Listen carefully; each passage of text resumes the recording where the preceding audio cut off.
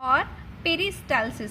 This movement help in pushing the food into the stomach. तो peristalsis में क्या होता है कि ये फूड को आगे बढ़ाता है पेट तक, और जो भी मस्कल्स प्रेजेंट होती हैं ऑस्फियोफागस की, वो कहाँ पर, इसकी बॉल्स पर होती हैं, इसकी दीवारों पे होती हैं।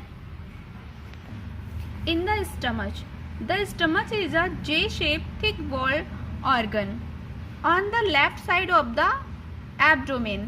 तो स्टमच एक जे शेप्ड का मोटी बॉल्स वाला एक ऑर्गन होता है जो कि एब्डोमेन के लेफ्ट साइड में होता है। It is the wide part of the alimentary canals. तो ये हमारा सबसे वाइडेस्ट पार्ट होता है एलिमेंट्री कैनल का। The wall of the stomach contain gastric gland. तो जो स्टमच के वॉल होती है उस पर एक गैस्ट्रिक ग्लैंड्स होती है। These gland secrete gastric juice which contain their substances hydrochloric acid, pepsin and mucus। तो इस गैस्ट्रिक ग्लैंड से ही एक ऐसा जूस निकलता है जिसमें बहुत सारे सब्सटेंस होते हैं, जैसे हाइड्रोक्लोरिक एसिड हो गया, पेप्सिन हो गया और मस्कस हो गया। तो ये जो जूसेस होते हैं यही हमारे फूड को डाइजेस्ट करने में हमारी हेल्प करते हैं। और क्या क्या वर्क करते हैं, let's read it. Hydrochloric acid kills many harmful bacteria that enter into with the food and makes the medium in the stomach acidic। तो होता क्या है कि जो भी हम फूड खाते हैं उसके साथ में कुछ बैक्टीरियाज भी होते हैं जो बड़े ही हार्मफुल होते हैं। तो जो एसिड निकलता है गैस्ट्रिक जूस से वो हाइड्रोक्लोरिक एसिड होता है, और ये क्या करेगा, सारे बैक्टीरियाज को किल कर देता है। The mucus protect the lining of the stomach. और मस्कस भी इसी तरह से हमारे स्टमच को प्रोटेक्ट करता है। In the acidic medium pepsin digest the protein. और जो प्रोटीन्स को डाइजेस्ट करने के लिए एक जूस निकलता है जिसे पेप्सिन बोलते हैं, वो इसको डाइजेस्ट करता है। Simple soluble substances called peptones. और ये जो पेप्सिन होता है ये सिंपल फॉर्म में घुल जाता है और इसे अब हम पेप्टोन्स कहते हैं।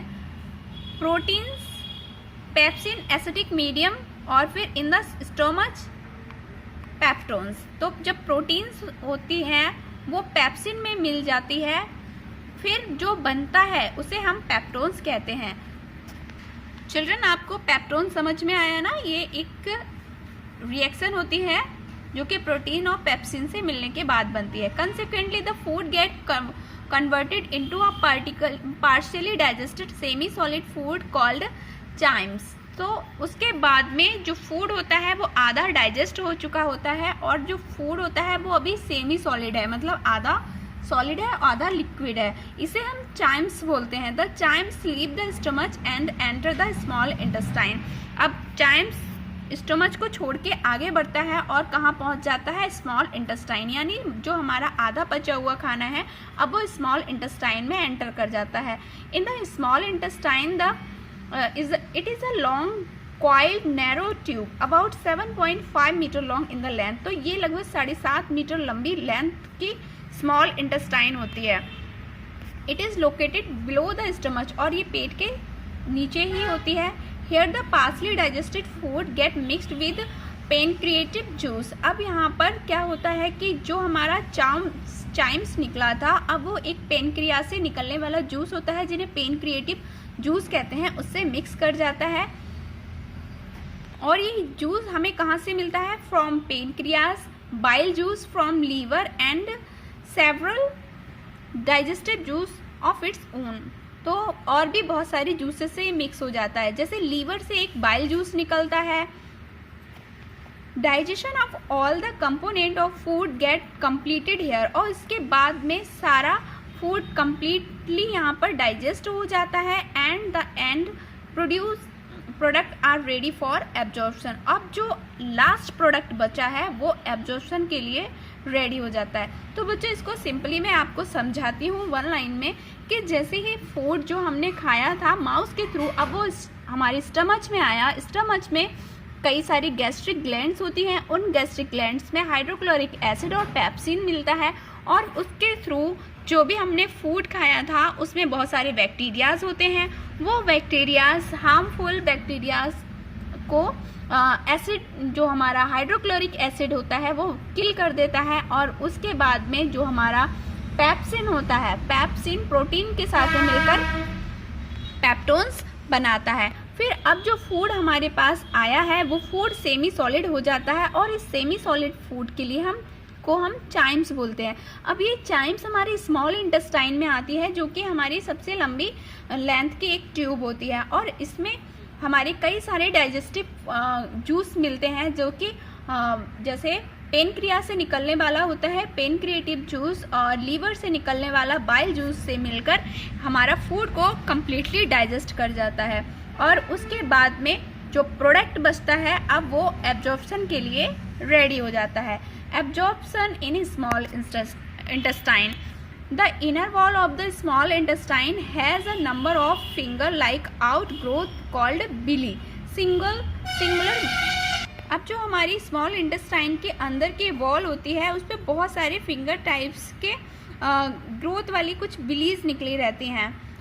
द ब्लीज increase the surface area for absorption of the digested food, और ये ब्लीज क्या करती हैं कि जो भी हमने खाना खाया है, कभी कभी ज़्यादा खाना भी खा लेते हैं, तो उसके लिए एक स्पेस भी प्रोवाइड कराती है। The villi have a network of very fine blood vessel called capillaries, तो बिली के लिए बहुत बड़ा एक ब्लड वेसल होता है जिसे हम कैपिलरी कहते हैं। The food substances are absorbed by the billy vessel to different organ to the body. In the body, the absorbed food is incorporated into cell component. This is called assimilation. और उसके बाद में जो भी हमारा food होता है वो बिली वेसल में सब एब्जॉर्ब हो जाता है और हमारी बॉडी के अलग अलग पार्ट्स में चला जाता है, और फिर बॉडी में जो एब्जॉर्ब फूड है वो हमारी सेल कंपोनेंट में जाकर मिल जाता है, इनकॉर्पोरेट करता है, और इसे हम एसिमिलेशन कहते हैं। Look at the picture, this is the villi, small and large intestine, these are the small and large intestine. The food that remain undigested and unabsorbed enter the large intestine, और उसके बाद में जो food हमारा बिना पचा हुआ होता है वो लार्ज इंटेस्टाइन में एंटर करता है। तो चिल्ड्रन, इसके आगे का हम नेक्स्ट वीडियो में करेंगे। तब तक आपको होमवर्क में ट्रू एंड फॉल्स करने हैं और डिफाइन द फॉलोइंग टर्म्स में करना है। आपको बिली लिखना है और प्लेग लिखना है, एसिमिलेशन लिखना है, और आंसर द फॉलोइंग क्वेश्चन में आपको लिखना है how do human beings take food and how does starfish get food. Question number 1 and 2 का आंसर, 1 का आंसर आपको यहाँ से लिखना है ह्यूमन टेक से लेके सैलिवरी ग्लैंड्स तक, और 2 का आंसर अ स्टारफिश गेट से लेकर एनिमल्स तक। बस इतना आपको वर्क करना है। नेक्स्ट क्लास में हम रिमेनिंग चैप्टर करेंगे। Till then bye bye, take care.